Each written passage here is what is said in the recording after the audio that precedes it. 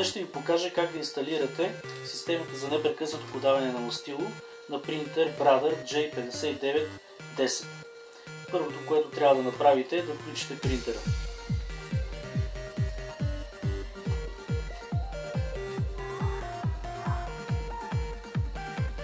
Включвате принтера.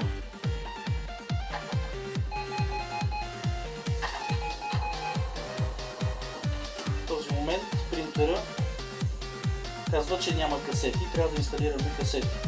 За целта отваряте капачето. Вътре има един елемент, който трябва да извадите. Той поставя за целта да не засъхне дюзите. И инсталирате касетите една по една. Като всяка една трябва да прищракне много добре. Ето така.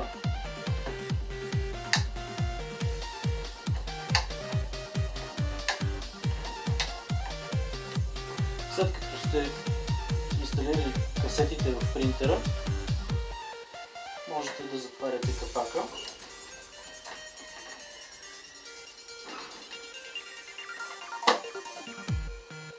Принтерът вече разпозна касетите. Преди да започнете да печатате, трябва да поставите въздушните филтри. Те са 4 на брой. Въздушните филтри се поставят от към по-широката част в системата. Първо махате тапичките, малките цветни тапички поставяте в големите.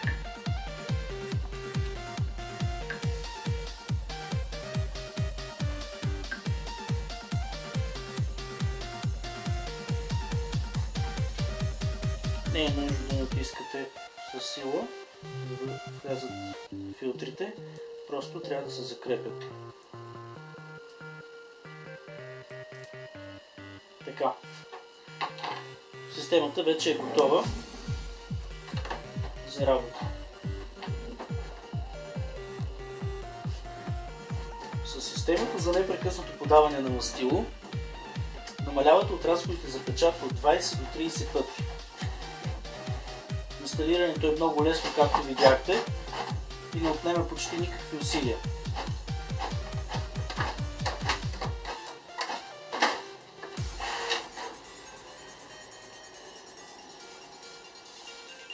Ето, това е работата на принтер Brother J5910.